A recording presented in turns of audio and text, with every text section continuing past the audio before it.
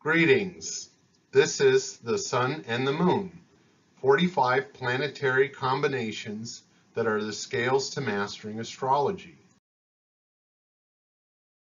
We will compare the Sun and Moon and the characteristics and traits. And a good keyword to describe both the Sun and the Moon that has to do with personality. Let's first start with the timings. The Sun moves through a sign every month and does a complete return every year. The Moon moves through a sign approximately 2.5 days and does a complete return within 28 days. If you think about it, the Moon is like the minute hand and the Sun is the hour hand. So every return that the Moon takes moves the Sun approximately through one sign. Initially, months referred to moons, how many times a year it takes to do a moon, how many moon cycles it takes to do in a year. And this works exactly with the zodiac and the zodiac signs. There's 12 signs. So there are approximately 12 to 13 full moon cycles within a given year. So what does that have to do with the key word of personality?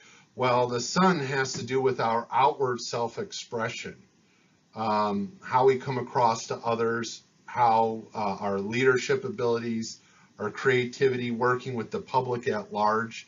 If you think about it, the Sun in nature has to do with growth cycles, the seasons, the solstices, when daylight hours are long or short, or during the equinoxes when they're even. And so the Moon conveniently divides those up into the months, into the zodiac signs. So when you think about it, the Moon has to do with our internal cycles. We go through our own personal mood cycles, much like the Moon. We have good days, we have happy days, we have tougher days, sad days, depending on our moon, which if you think about it, mood is also tied in with moon. The names are similar. So now let's look at the aspects between the Sun and the Moon. So the strongest of all the aspects is Sun conjunct Moon. That's when they're within about 10 degrees of each other. Both of them have wide orbs.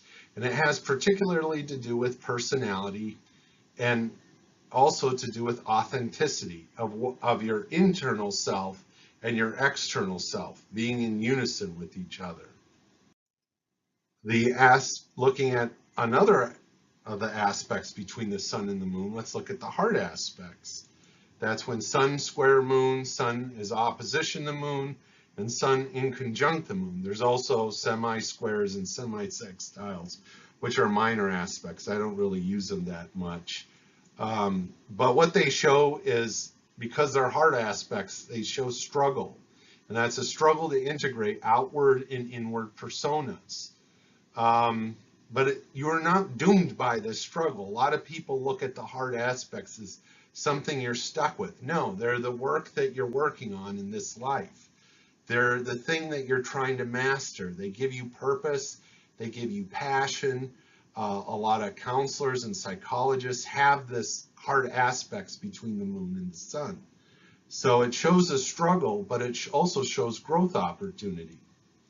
So when you have the Sun in a hard aspect with the Moon, it's more difficult to come across as genuine. So it's harder for people to know what you really feel inside. Therefore, it becomes more difficult to form emotional bonds and to build trust with other people. So there is also a difficulty to express feeling. So in order to feel intimate, close with others, this requires work with the Sun hard aspecting the Moon.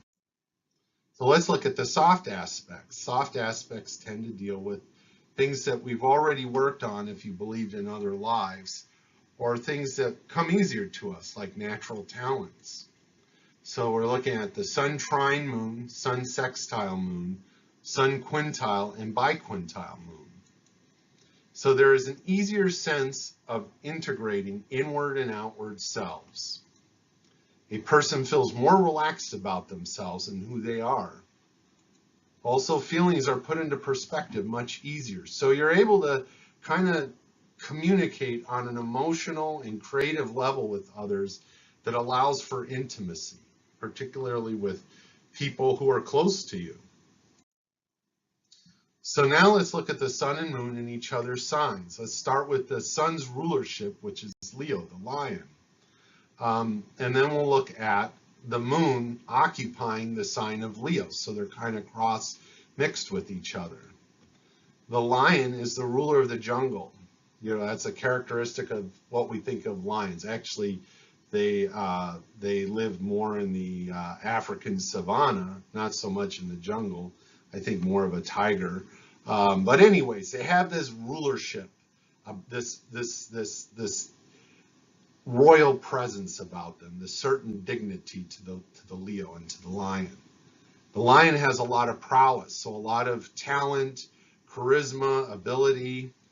The lion has an ego to match with all these natural talents and with this kind of natural feeling of dominance. And so Sun and Leo, Sun being the ruler of Leo, has all these characteristics as well. But when you take an introverted luminary like the moon and put it in Leo, that's ruled by the sun, it changes it a little bit. So the sun now in this placement rules over the moon. So all the natural leadership characteristics, this pride, this dignity, has power over the moon. How does this influence the moon? The inward nature of the moon is expressed through Leo outwardly. So this kind of person has a very sort of actor or theatrical expression about themselves because the moon's in this very proud, dignified sign. So there's also pride towards family and home.